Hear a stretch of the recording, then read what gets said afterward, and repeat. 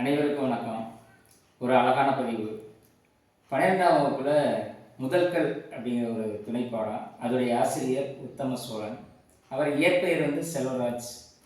அவர் பிறந்த ஊர் அப்படிங்கிறது திருத்துறைப்பூண்டிக்கு பக்கத்தில் தீபம்மாள்புரம் அப்படிங்கிற ஒரு சின்ன கிராமம்.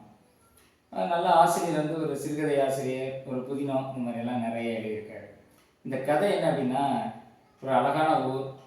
அதில் மருதன், அள்ளி, மீன் பிடிக்கிற தொழிலை செய்யக்கூடிய மாரிமுத்து, அதுக்கப்புறம் அந்த ஊருடைய மிராசு காளியப்பன், அவர் மனைவி முல்லையம்மா, அப்புறம் அங்கே முதல் வேலையில்லா பட்டதாரி பிரேம்குமார், இவங்களை மையப்படுத்தியதான் அந்த கதை.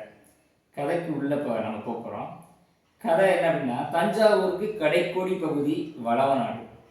அந்த கிராமத்தில் அடாத மழை விடாது.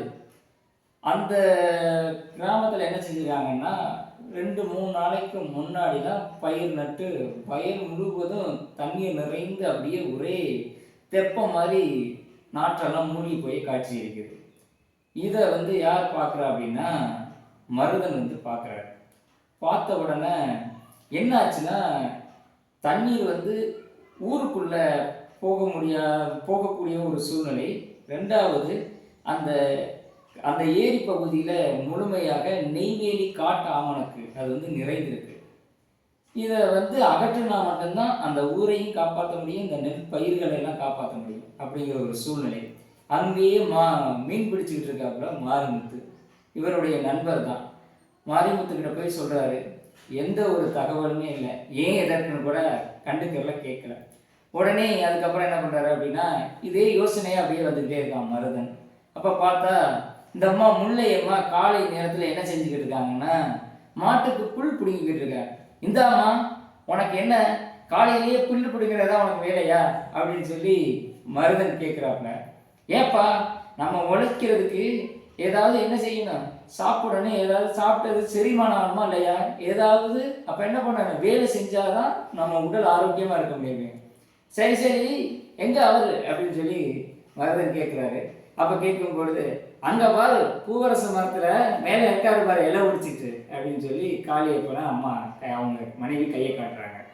அப்புறம் நிகழ்வை சொல்கிறாரு, இந்த மாதிரி நெய்வேலி காட்டு அவனுக்கு நிறைஞ்சிருக்கு, நம்ம அதை கண்டிப்பாக எடுக்கணும் அப்படின்னு சொல்லி. அடப்போப்பா, போக்கத்தவனாக இருக்க நீ, இந்த ஊரில் யாருப்பா நம்ம கூப்பிட்டா வராங்க, அதோட எனக்கு என்ன இருக்குது அப்படின்னா, நாளைக்கு என் மகளுக்கு பூ அப்படின்னா பூச்சுத்துதல் விழா இருக்குது, அதனால் நான் வானமாதேவி அப்படிங்கிற ஊருக்கு போகணும், அதனால் எனக்கு வேலை இருக்குப்பா அப்படின்னு சொல்லிடுறாரு.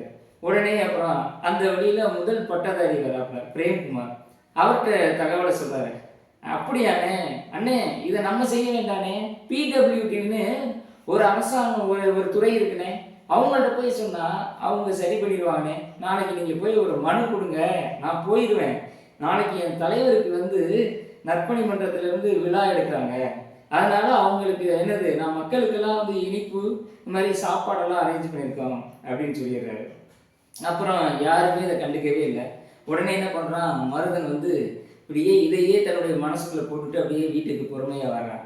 மனைவி, என்னங்க ஒரு மாதிரியா சோகமாக இருக்கீங்க அப்படின்னு சொல்லி, உடலுக்கு ஏதாவது துன்பம் ஏற்படுதா அப்படிங்கிற மாதிரி கேட்குறாங்க.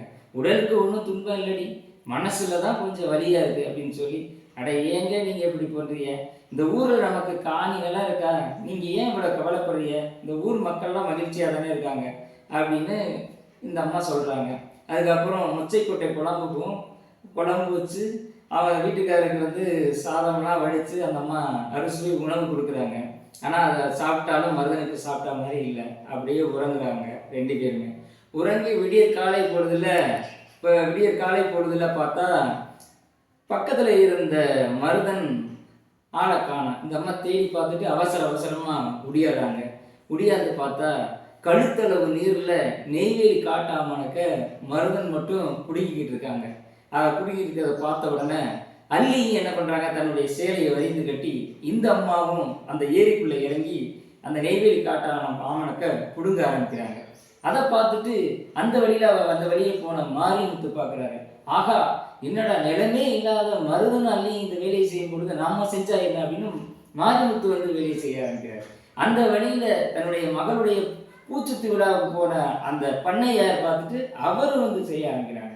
அந்த வழியில் போனால் அதே அப்புறம் என்னன்னா நற்பணி மன்றத்தில் இருக்கக்கூடிய அந்த பிரேம்குமார் வந்து அப்படியே ஊர் மக்கள் முழுமையாக வந்து அந்த நெய்வேலி காட்டாமனுக்க ஒவ்வொருத்தவங்களாம் பிடுங்க ஆரம்பிச்சிடறாங்க. அப்படியே கொஞ்சம் கொஞ்சமாக அந்த நீர் என்ன ஆகுது அப்படின்னா அதுக்கப்புறம் ஊருக்குள் புகுந்த நீர் வந்து ஏரி வழியாக அப்படியே செல்ல ஆரம்பிக்குது. அதுக்கப்புறம் அந்த ஊர் அப்படியே ஒன்று கூடி அந்த வேலையை வந்து சிறப்பாக செய்கிறாங்க. இந்த கதையில வந்து என்ன அப்படின்னா நம்ம ஒற்றுமையாக இருந்தால் எந்த செயலையும் சிறப்பாக செஞ்சு முடிக்கலாம் அப்படிங்கிறத ஆசிரியர் அவ்வளவு வந்து ஒரு அற்புதமாக சொல்லியிருக்காங்க. நன்றி, வணக்கம்.